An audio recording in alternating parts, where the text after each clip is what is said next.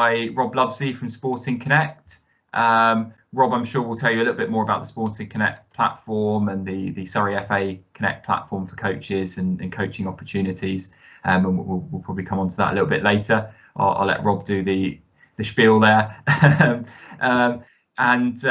We're very lucky to be joined by Tom tonight. Tom is the assistant manager at Southend United. Tom Prodomo. I hope I've got the pronunciation right there, Tom. And we did discuss beforehand. So just as by way of a bit of context, Tom moved to Southend in the summer from non-league Weymouth FC alongside Mark Mosley, the manager, and the pair have guided the Terrace to consecutive promotions there. So a lot of success. Prior to that, Tom was elite development head coach at West Bromwich Albion for 2 age groups. Men's national team assistant head coach at the English Colleges FA, and he's also lectured at Brockenhurst College, where he spent the previous 6 years as head of football academy and more recently as director of sports academy since 2018. So a really varied career, which I'm sure Rob is going to ask a little bit more about as we go through things tonight, and quite an unusual route into the Football League. So I think it's going to be a fascinating session. I'm going to shut up now and hand you over to Rob. So yeah, thanks again, Tom. Cheers. Thanks for that intro, James. Yeah, thanks everyone for joining us. Excited about tonight, purely because I've done quite a few of these calls, webinars, particularly throughout lockdown. And usually we have a coach and they've maybe had, professional playing career and they've managed to break into the professional game as a coach. But I was really excited to learn more about Tom's journey, about how he got into the professional game, now as an assistant manager with Southend. Because from the coaches we get on these calls, we have coaches of all levels, a lot are aspiring coaches at grassroots level that are trying to get, make that next step into the professional game. And sometimes it may seem a dream or something that's not realistic, but Tom's here today to share his story about how he's actually managed that. And, I'm sure he's not knockbacks over the years. He's going to share a bit of an insight into those, but how he's persisted and applied what he's learned over the years to get him where he is today. So this really does promise to be a great webinar. So over to you, Tom. I think if we can start just by learning a bit more about your story and really, how you started out as a coach and, where you are today, it'd be great. Yeah, I think you said there about being a professional footballer and not being an ex-pro. Obviously, that was what I hoped to do when I was younger, what I wanted to do when I grew up. But truth be known, there's no hard luck story. I never got anywhere near it. I don't think at any point that became a viable option for me. I played Sunday league football, grassroots football with my friends, school teams, etc. But never really progressed beyond that, to be honest. So then you start to look to your future.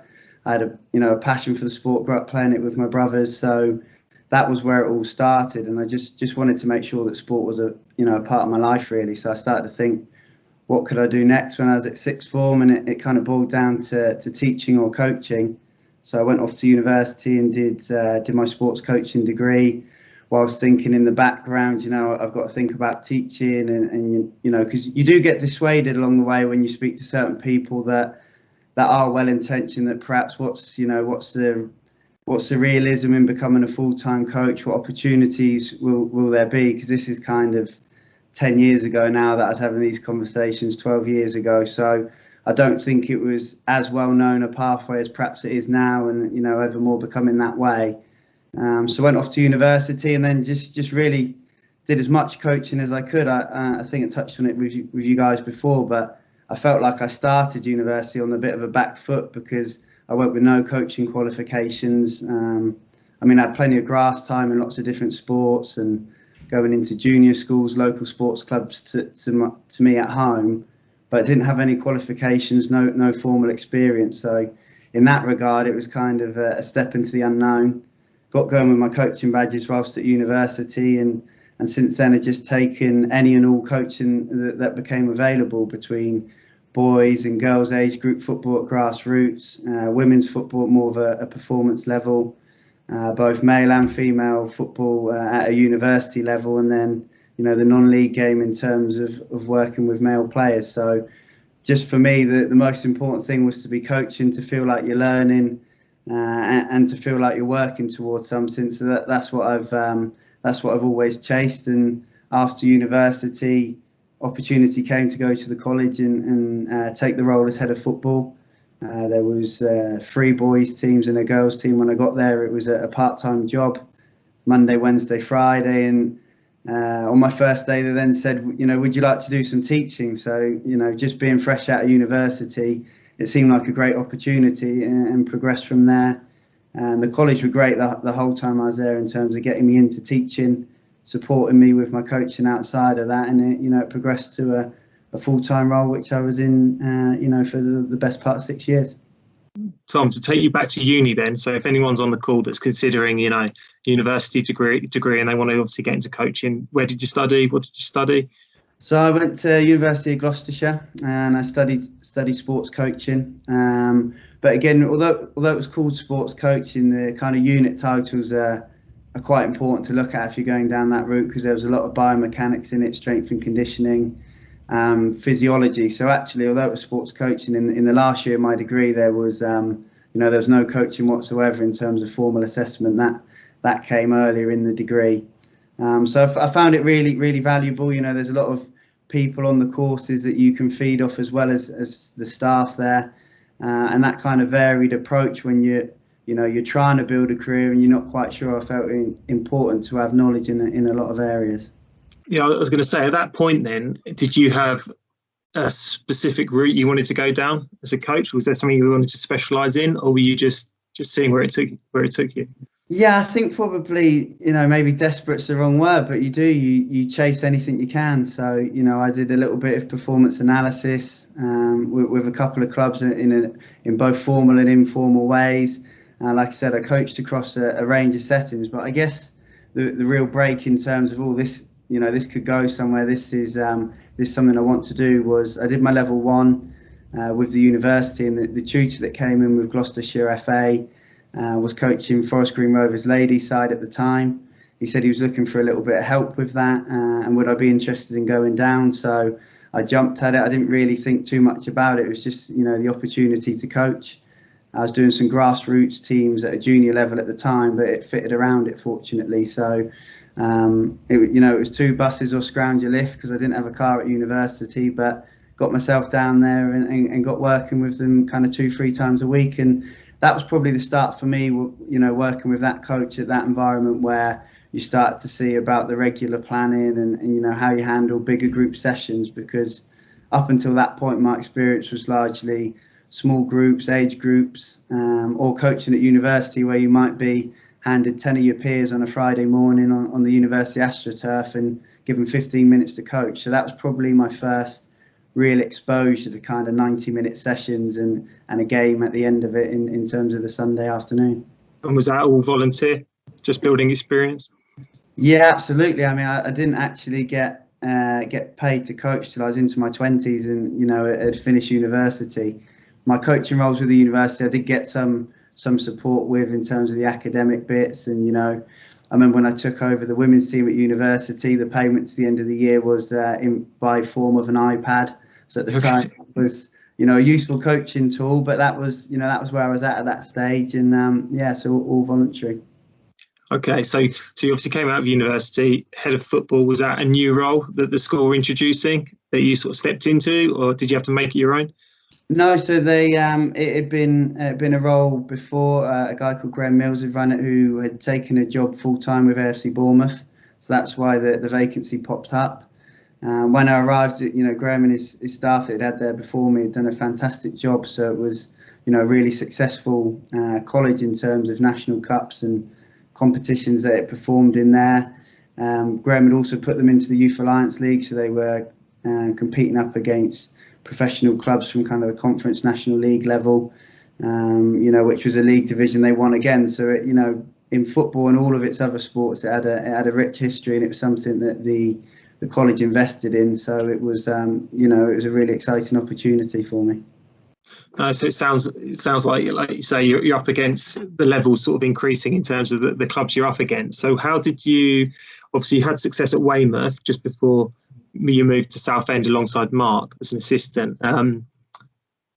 how did that work out for you? Sort of going from obviously being that director of football role or head of football at the school to now going into sort of Weymouth. How did that work? Yeah, I think the first part of that journey really was, I touched on it before, was coaching in so many different environments. It was great learning for me, but it also gave me that clarity about what type of coaching I really valued and what type of coaching really motivated me. Because I think, football coaching is a very diverse thing depending on the environment in which you do it. And, certain environments work for some coaches and others thrive more in other areas. So through those experiences, I was really clear that I was football. I wanted it to be competitive as much as I enjoyed the development side. I very much enjoyed that kind of desire in terms of winning games and preparing for competitive matches. So that's why I headed into non-league, and fortunately through some relationships that I built in other voluntary areas, then the opportunity came to join Mark at Weymouth. I felt like it was a really exciting chance for me as a young coach.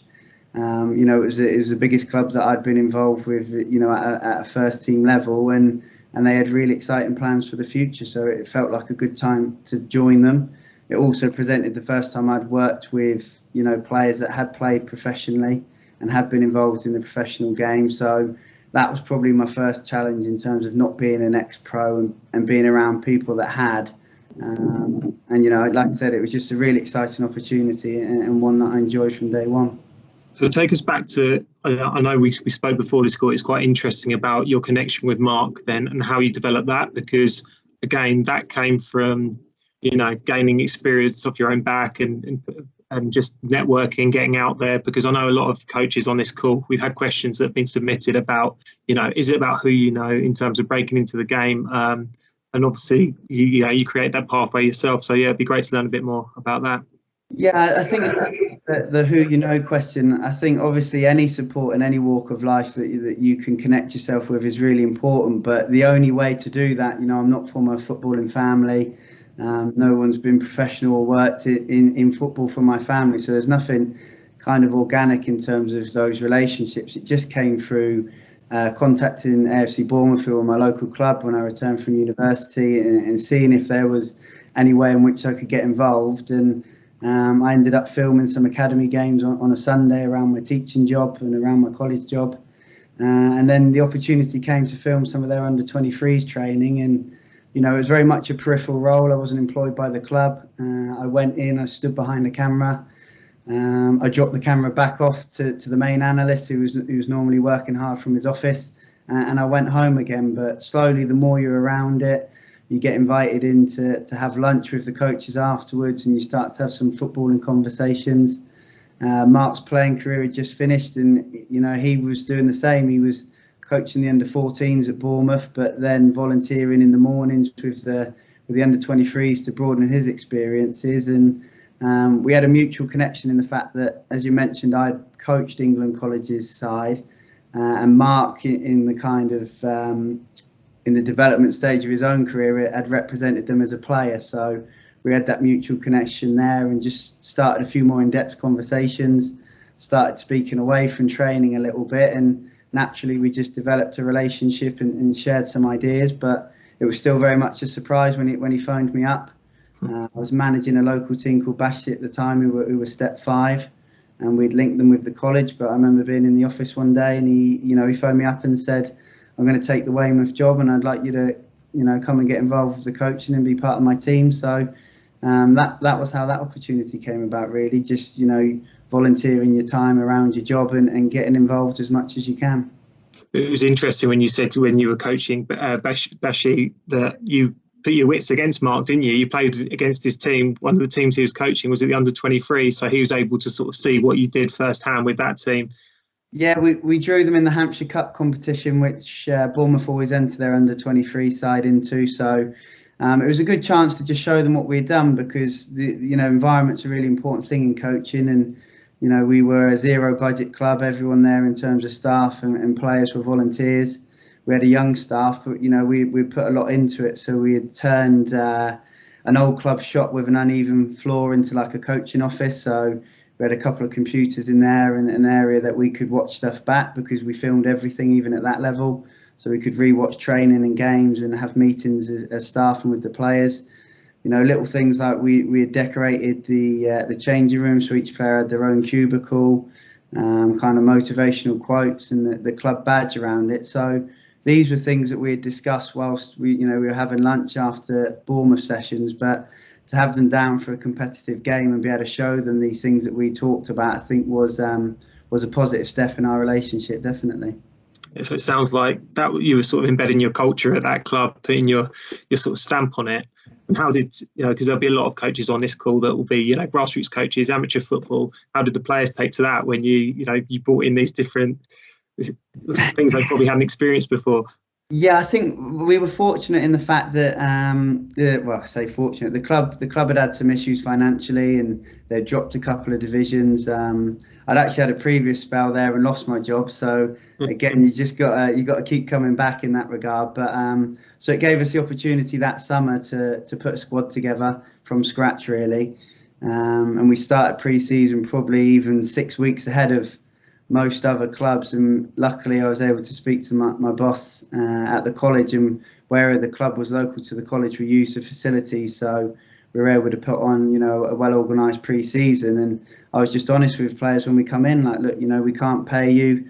A couple of lads eventually gained some kind of petrol expenses because of the travel that they were doing, but we were just open and honest, said, look, this is how we're going to train. We expect you to be here twice a week as well as the game. We will have classroom sessions. We will be demanding on you.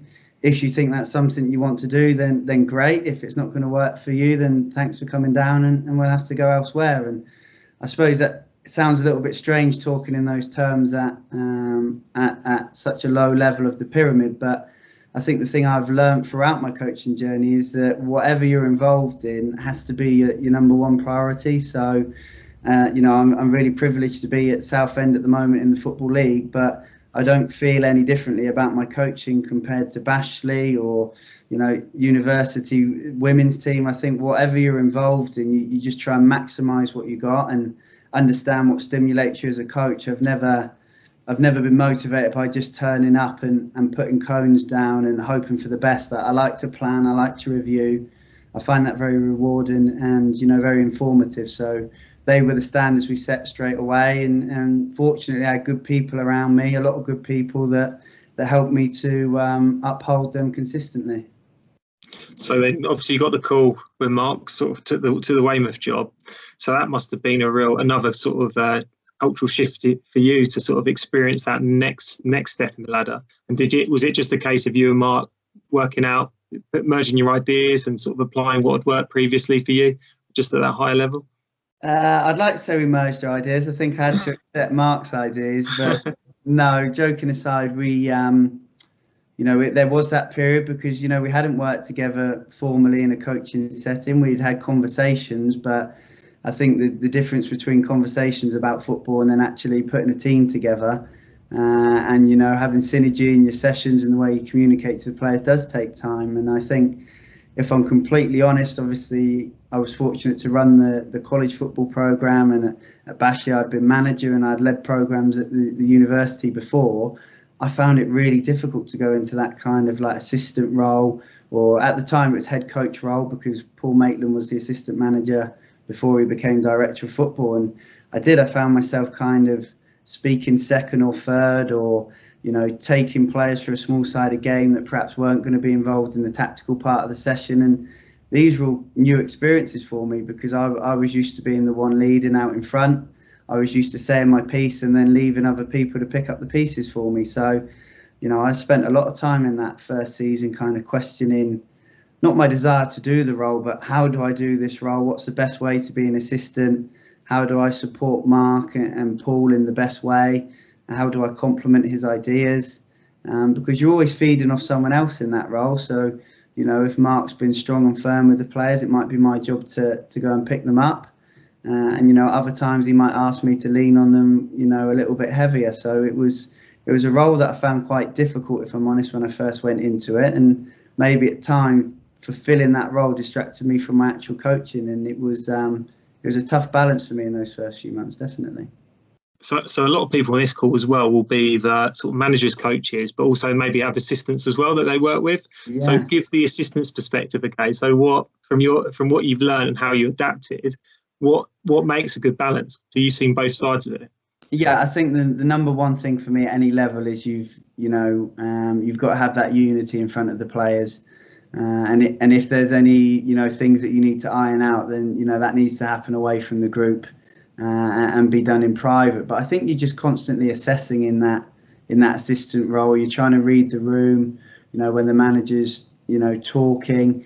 Where are the players' eyes? What's their body language like? Are they engaged? Is there any little scenarios that need tidying up around the room or around the training pitch?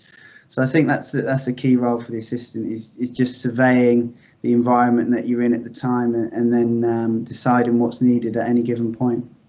Yeah. So at Weymouth, obviously yourself and Mark enjoyed consecutive promotions.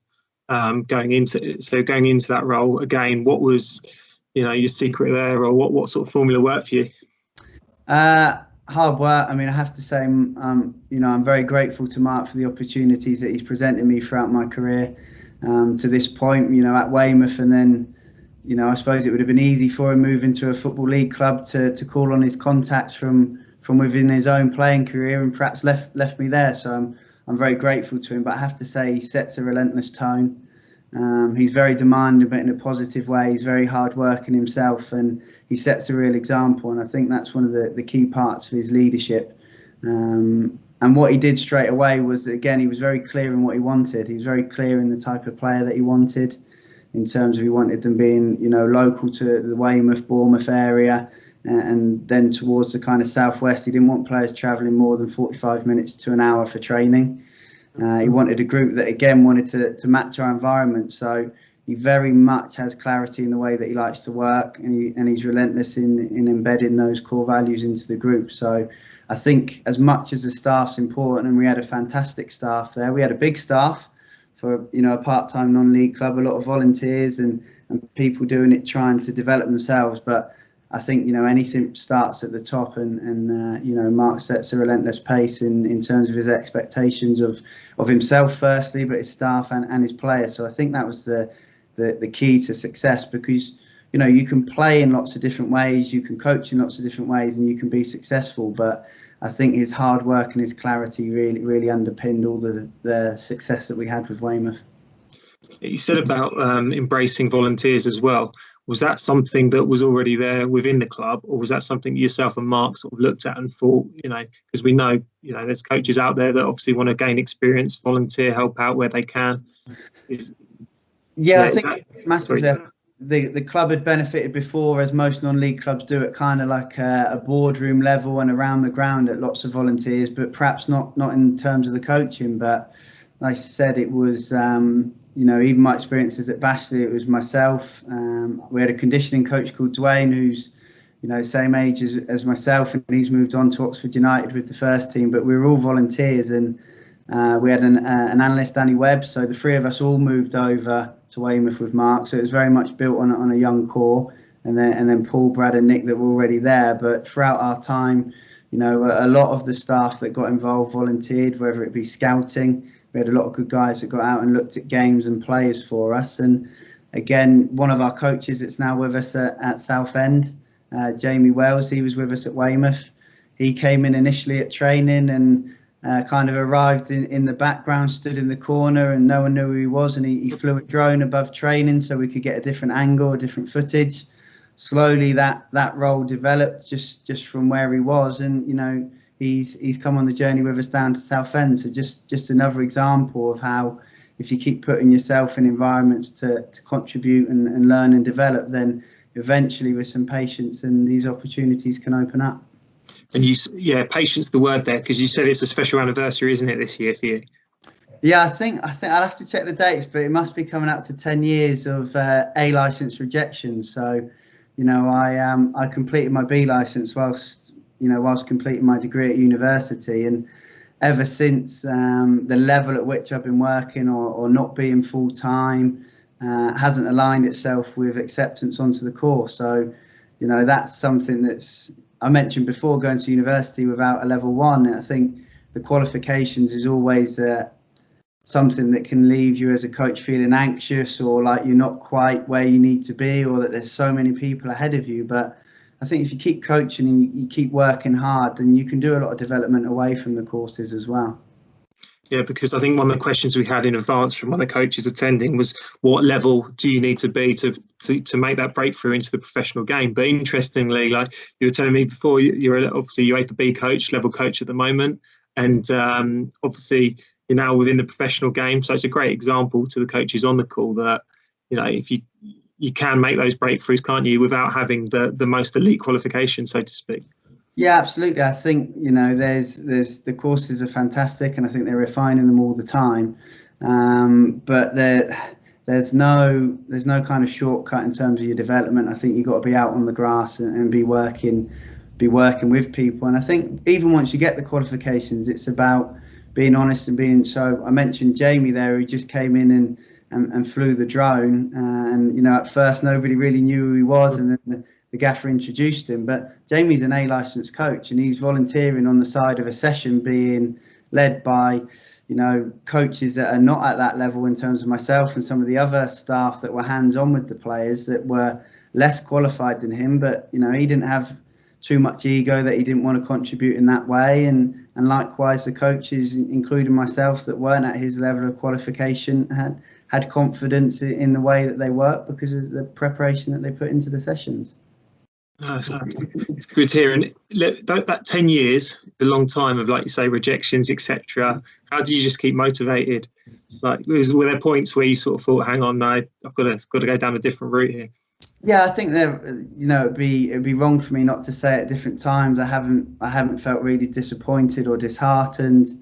You know, perhaps bitter is a little bit of a strong word, but you want to push yourself on, and you want to access these learning opportunities. So there has been frustration, and in terms of that part of my journey at different times, but I've always been fortunate, other than perhaps a very short period after like I said, I had 2 spells at Bashley. So in between those spells is probably the only time I've not been coaching outside of the college environment. So I've always had a focus, I've always had a direction in terms of weekly sessions and games. So I think that keeps you busy, and if you can focus on that, then there's always something to motivate you.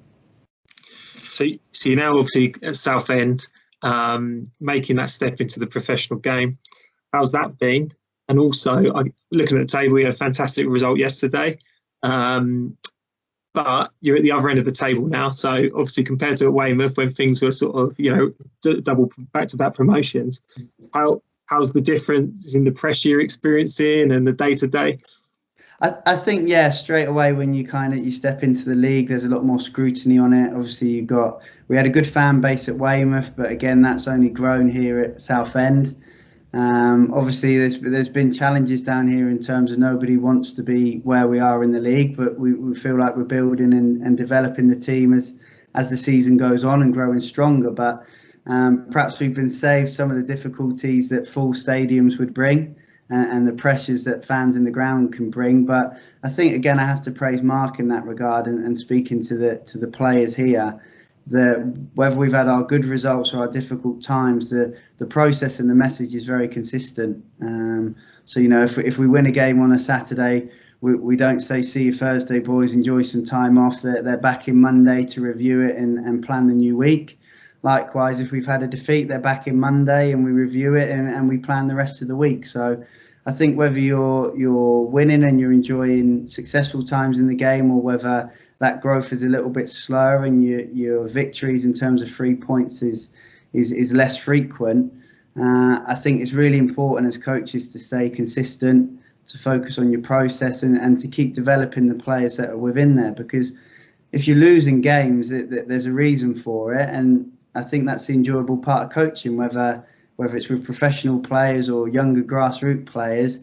That is your job, is to make them feel supported, make them feel safe, challenge them at the right time, but always show them that there's a way forward. So I think, you know, it has been a complete contrast to Weymouth, by which, like I said, we had the back-to-back promotions. So winning was almost an assumption at times by the time we left that club, and that brings a different type of pressure. But I think you just have to keep focusing on the day-to-day work, the planning, reviewing, communicating as staff and also with the players.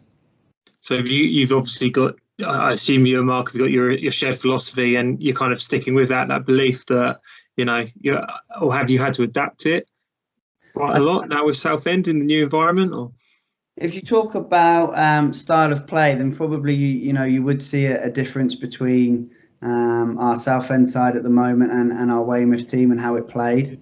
And maybe we started down that path at the start of the season and have amended it slightly.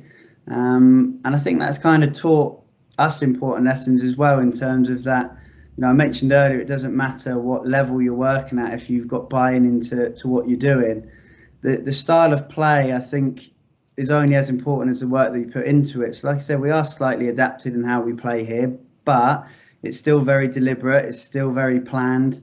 We work harder at developing that style with the players on the training pitch every day. So the day-to-day work and the planning is the stimulant rather than the actual style that we play with. So we have had to adapt. It's been a great challenge, and we've had a good week in terms of results. So, and particularly since kind of Christmas, bar one bad week, we're on an upward trend. So we're very positive about the work that we're doing. No, it was good to see the result last night. I'd say we talk about that goal we saw. It was quite a phenomenal strike. I hope everyone on the call's seen it. If not, do keep an eye out for it. It was some strike, wasn't it? Yeah, and I think actually it probably sets a good example throughout the levels of football in terms of knowing when to kind of guide your players and when to let them go free, because that goal was really important. It made it 3-0 and gave us that more security in the game. And it's come from us regaining the ball, and Fergie's turned. So he's facing our own goal. He's turned about 40 yards out and, put it in the top corner. Now, as coaches, probably if we planned a long shot, the ball would be rolling back towards you. You'd have loads of space. You'd have a nice clear run up onto the ball, and that's when you'd encourage people to shoot. But I think it's a good example that, players have the answers sometimes, and coaches can follow their lead at the right time. Yeah, no, it was great. It was great to see, and that's obviously been shared on the Surrey FA Twitter. So keep an eye out for that, guys. We've had a few questions that have come in, and say anyone that's listening in now, feel free to submit some questions to James from Surrey FA on the Q&A chat, and we'll cover those off in about 10 minutes. We just wanted to cover off a few other things. Obviously, in terms of grassroots football, the announcement, this week that it was coming back at the end of March. Any tips for grassroots coaches in preparing their players now? Because like me, I'm a coach, and our grassroots team haven't done much. Like first lockdown, we were really motivated. We were keeping fit. Second lockdown, it dropped. Third lockdown is non-existent now. So we need to get back on it. So any tips or advice? I mean, I think the challenge will be is obviously as coaches that I've been fortunate throughout the lockdowns that I've remained coaching. I suppose there's a lot of frustrated coaches out there eager to get back in the grass.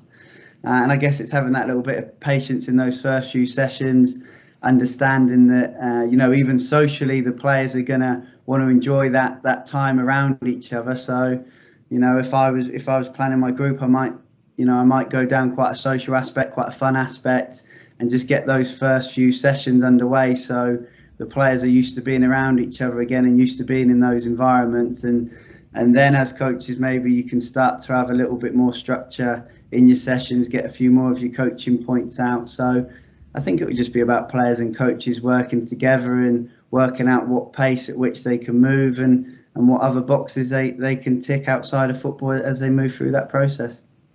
No, absolutely, that'd be valuable advice from the coaches on the call, I'm sure. We had another question that came in. So has your network and who you know become more important than how good you are as a coach or your CV? We've touched upon that a little bit in this discussion so far, but what would be your opinion on that one? I mean, obviously, all my opportunities, the latter opportunities in terms of Weymouth and Southend have come through making that connection with Mark. So that's really important. But the other two factors I would say were I met Mark whilst volunteering around a full-time job. So I think there are always opportunities to make connections that aren't naturally occurring within your life. And it's always good to have good people to help you along the way. But also, if you have quality in what you do, then that's really important as well, because we review training every day, and I've still got so much learning and development to do as a coach, which I find really exciting. But also, you know, if we're to the point about it, you know, Mark provides for his family through football, so he must have a level of trust in any of the staff that he's brought with him. So I think if you're willing to put yourself out there and you know, have a high standard in your work, then these opportunities will support you to develop outside of the kind of links that you naturally have. Yeah, I think that's consistent with the message we've had from some of the other webinars that we've hosted, learning about, you know, ex-pros that have even broken into the game as professionals. And the message that does come through is you have to put yourself out there. As much as, you know, you want things to come to you, you have to be out volunteering, helping out different sessions, getting your name out there where you can, because I guess, like in your case, you build those relationships that are going to sort of stay with you for life and sort of help develop your career further. So yeah, I think on that as well, though, it's you know, like I said, if I look back, I loved it when I was working with an under-8s grassroots team. So I think the most important thing is to enjoy your coaching. I think every coach should be aspirational in terms of getting better, but you know, you don't have to be aspirational in terms of rising through the pyramid. So you know, I think if you do want to develop and push on to higher levels, if that's the right term, then building relationships is really important. But it's, you know, it shouldn't be your number one, you know, your primary focus, because I think if you keep applying yourself and you keep seeking opportunities, you know, they'll naturally develop. What's always been the most satisfying thing for you looking back over your career then to date? Do you have to pinch yourself sometimes when you're in the dugout at Southend? Yeah, I think I do, to be honest, because, you know, our goalkeeping coach down here is my twin brother. So, you know, oh wow, okay. Yeah, so you know, that's a real privilege and not an opportunity that many people get. So I think it's you know, I do feel immensely lucky. You know, the journey I've been on has led me to this point, but you're also very aware that you know, you have to keep going, otherwise it can quickly turn back the other way. And you know, I haven't achieved anything yet. You got to keep trying to prove yourself every day. But I also think back to some of the relationships I've still got with you know, parents and connections with grassroots teams that I've coached and some of the social side of that. So I think there's so many highlights. It would be really difficult. But you know, my personal aspirations were to work in full-time first team football. So I'm proud to have made that step currently. But you know, you want to keep it alive, and you know, you want to keep pushing on. So no time for complacency either. Absolutely. James, I think we're going to open up, see if we've got any questions that have come in. I know we had a question that from someone prior that asked, it was just regarding diversity within coaching, and you know, is there a lack of Indian players and coaches within the professional game? So I don't know if you're the best place to answer that one. Yeah. I mean, maybe that's one that I can sort of answer for you. The chair of our inclusion advisory group, Riz Reman, he's just been involved. He's also the head of education for the PFA. He's just been involved in the launch of a new campaign, sort of a mentoring scheme with the PFA. The idea of connecting up young Asian players with professional footballers to sort of share their experience, support networks for parents, because you know that can be an issue within Asian communities. So that's a scheme that you might not be aware of that's recently launched. What I would say is, you know, if you wanted some specific help and support around that, I'm sure that Riz would personally be happy to support with that. So if you wanted to send me an email, you should have it if you've got an email from me, but it's just james.chadwick@surreyfa.com. I'll pop that in the chat, and I can connect you up with Riz, and he can probably give you some sort of more direct advice that might help you personally. But yeah, clearly it's a big issue, and you know, hopefully schemes like that from the PFA will start to turn a bit of a corner. But you know, unfortunately, I don't think it's going to be an overnight fix. You know, as is the case with so many things in football, unfortunately. We haven't got any other questions in the chat at the moment, but what I would say is, you know, now is the time. So if anyone does have any questions, please do post them in the chat, and we've got about 10 minutes or so to go through those. Question from Kieran. Have you always had to travel to work in football, or have you found yourself moving around to everywhere that you've worked? So, well, I suppose I've always had travel involved, and it changes as you go through your journey. So when I was at university, I mentioned coaching with Forest Green down with the ladies' side. That was a couple of night buses to get over there, or scrounging a lift. So that was kind of short distance travel. When I was at Weymouth, I lived in Bournemouth at the time, so that was an hour and a half down the road and an hour to where we trained. So again, kind of day-to-day travel, a little bit of extended travel. But in terms of my role now, yeah, I've moved down to Southend. Obviously, lockdowns restricted any kind of trips home or anything like that, but thought it was really important to kind of commit fully to the job.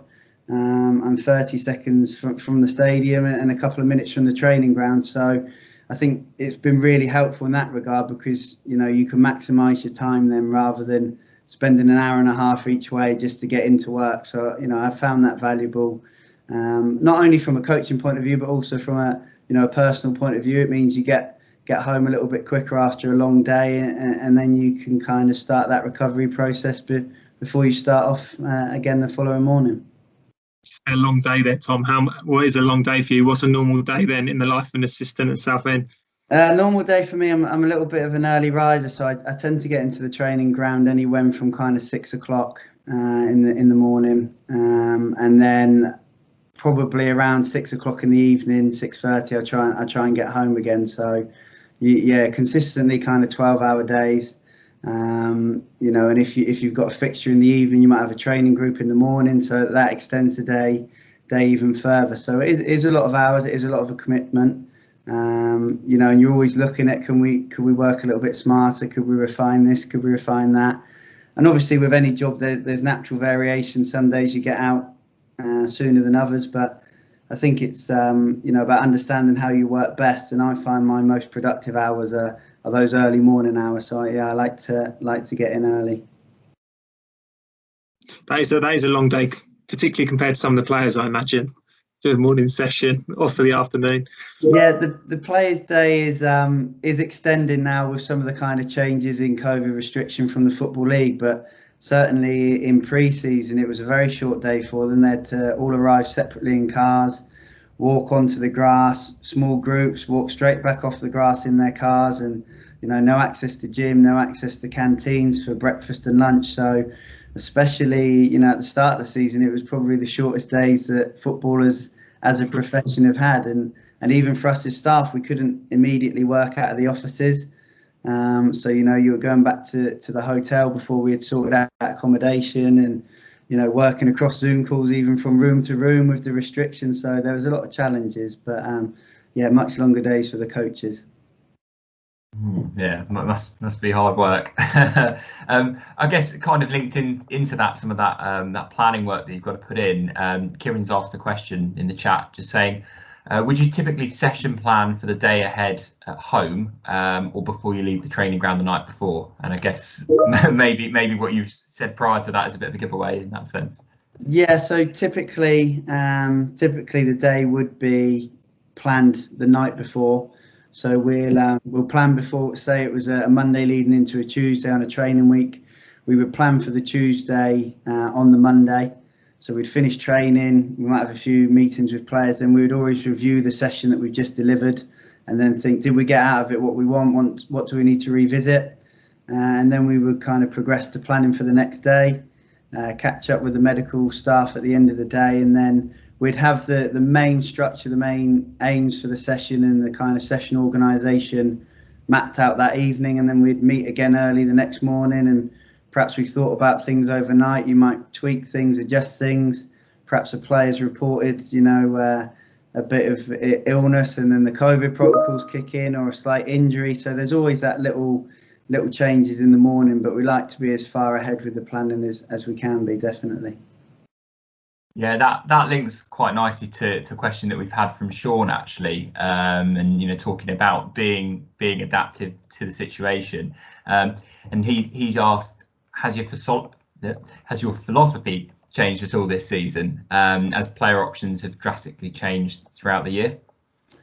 Yeah, I think you have different players that suit different ways of playing, and that they might draw on other parts of your game more frequently than others. But I think the kind of consistent messages you give your players don't change massively in terms of how we look to defend or how and where we look to attack. But perhaps swapping players' positions and things like that can send a different message to the players, and it's down to us to make sure that they understand that. So you might move one player from playing wide to through the middle and the other one out wide, and the players then need to understand how that's going to slightly change your method of attacking defence perhaps for that given game. So I think you're always adapting, especially in the situation that we're in. You try and keep your consistent messages, but then you're thinking what suits us best today, who's most physically right, who's most mentally right, and who suits the game plan we've got for that particular game.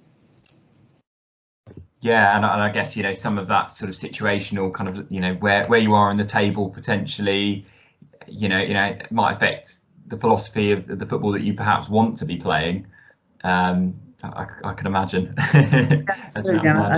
I think I think everyone's got their preferred style or what they like to watch and what they like to do, but I think you can bring it about in different ways from different start points. So if you build from the back and it ends with a wide man on the ball and an overlapping fullback, you could arrive to that same scenario through playing straight into your centre forward, taking the second ball and feeding it wide, and then you're getting your fullback overlapping that way. So I think whatever your route is, you can still have those consistent kind of game actions that you work on and that you look to draw out, but it might just be that on any given day that you take a different route there. For example, we went down to Newport and the pitch was freezing under your feet as you played, and on the audio watching the game back you could hear the players' boots clunking around. So you might at times want to defend a little bit deeper in that scenario, a little bit higher up because the ball's really bouncing. Likewise, as you've seen with Fergie's goal last night, there was a really strong wind. So it might be that you want to go and really press a team when they're kicking into the wind, because if you force them long, then the ball's going to be staying in their half. Whereas when you're with the wind, you might feel like you want to build a little bit more because it's difficult to control those balls in behind because the wind's just going to take them towards the opposition goalkeeper. So even in the Football League at times there's those conditional challenges that you come up with that I've probably experienced right the way throughout my journey. So it's about being prepared for all eventualities whilst having your kind of consistencies in your approach. I suppose, Tom, it's going to be quite interesting when you say adapting to the circumstances you find yourself in when the fans come back, for example. So yeah, I guess you haven't experienced that at Southend as yet. No, I mean, we were fortunate enough to have 2 games during that kind of mini COVID break, or when there was a few relaxation of rules. So we did against Scunthorpe and Grimsby. We benefited from being allowed 2,000 fans in. Fortunately, we won both those games, and it did make a real difference. I think it's what the players are used to, and down here in particular, even more than that, they get very good support that we get down here that we benefit from. So that was nice. And I think football is really all about the fans and all about the passion for it. So the sooner they're safely back into stadium, I think it'd be better for everyone. Yeah, it's great, Tom. I love that. It's very rare on these calls with coaches that there's something I can relate to. And I love that even in the professional game, you're talking about the wind conditions, playing downhill this half, lads. And that sort of links quite nicely into a question from Noah. Obviously you're working in the professional game, but a lot of the coaches, if not all of the coaches on this call, will be within the grassroots. And Noah's asked what your advice would be for any young coaches wanting to break into the professional game. Obviously that's a broader question, but maybe some sort of tips that are kind of applicable at any level. Yeah, I think the first thing is, and it's kind of been consistent throughout the conversation, is get out and coach, really experience as many different environments as you can, different experiences, because then you'll get to understand what you're really passionate about what area of coaching, what age group of coaching, because, you know, even looking to progress into the professional game, that can be within academies, that could be the younger age groups or the youth development age groups, or towards the first team. So I think it all starts with coaching. I think outside of that, something that served me really well is I've got 101 scrapbooks and notebooks. I like to look, I like to listen, I like to write, and you know, when the opportunity presents itself to speak to people or to go and watch people, then do so. But also just have a real faith in yourself, and just understand that you're going to have good days, you're going to have bad days. I mean, I walk off the training pitch sometimes even now and think that's the worst session I've ever put on. But I think you do have to have that resilience as a coach, that you know that you're going to have those times where perhaps you've not quite got on a course, or the session's not gone as you hoped. So you do have to be resilient. But I think just get out there and coach, ask questions, watch people, and you know, trust yourself. And I think you can, you know, you won't go far wrong. Tom, how do you address that then when you feel you've done a bad session? Do you actually seek feedback from some of the players as well, or the more senior players, or is there a mechanism you use? Or? Yeah, I have to say I am very open as a coach. I think that's probably one of my strengths, is that I do want to get better. So I have spoken to players before about sessions, and even used them, you know, even now at professional level to develop the practice. And you know, this is what I'm thinking. How does that look to you? Is there another element that you would like into it? So I think ultimately it's the players that you're developing. So there has to be a connection between them and the session content. Now, obviously, there's bits that players naturally like doing more than others. And I think it's sometimes those ones that they can find a little bit more tedious, that you have to engage them in, communicate with them in.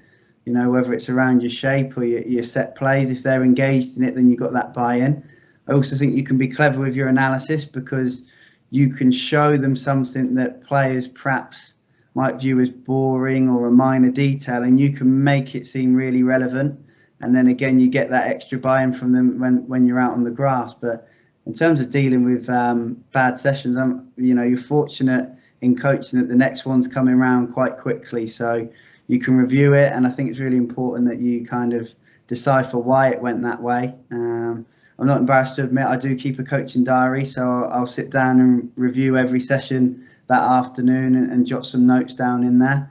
You know, and at times you might just put well done and give yourself a little thumbs up in the book, and you know, and just a few bullet points. But other times you're a bit harsher on yourself, whether it's the session organisation, whether it's the way you've communicated your points, or you know, it might have been that you've gone straight into it and you think, I could have shown them that on a board, or we could have had a little video meeting before we went out there. So there's always ways to do it. I think you just got to be open-minded, resilient, and ready to refresh yourself for the next session. Yeah, I think that's great advice, and probably a good point there to draw things to an end, really. I don't think we've got any more questions coming through. Yeah, I think some sound advice there for coaches, and I think your story, Tom, is inspirational, because it's tangible for coaches out there. So you know, thank you so much for your time this evening. No, you're welcome. It's been my pleasure. It's been really great, and like I said, hopefully it's you know, it's jogged a little thing for somebody, and you know, that's what we're all doing. We're all in the same boat. I don't think any coaches are better or worse, and you know, we all face the same challenges at different times, and I think any chance we get to kind of communicate with each other is good for all of us. Yeah, absolutely. I echo that as well, Tom. Fantastic. So really, thanks for sharing your experience, because I say it's great to see someone that's made that coaching journey and progression into professional game who hasn't had that professional background. So I think this is really valuable insight for many coaches on the call and people that watch the video thereafter. So thank you. Yeah, I do get reminded of that on the sideline a few times throughout the season. Who are you? Who have you played for? But no, you're very welcome. Thank you. Yeah, you haven't got the supporters in the ground yet, so you've got that to look forward to. I need a haircut before then, otherwise it's too much of a... Yeah, no, brilliant. Thank you, Tom. And you know, just for any coaches out there looking to sort of take the next step in their coaching journey, please do check out Surrey FA Connect. our coaches job board. There's paid opportunities there in the Football League, and volunteer opportunities in Surrey and more widely. So please do and check absolutely, that out. If you're a coach as well looking for an assistant, you can put your grassroots job opportunities on there as well. We'll get those out and try and spread the word about the roles in football. So please do get behind it. Thanks a lot for that, James. That blatant plug. So. Brilliant. All right, thank you very much, everyone. Cheers. Thanks. Cheers. Thank you. Thank you, Tom. Cheers. Bye-bye.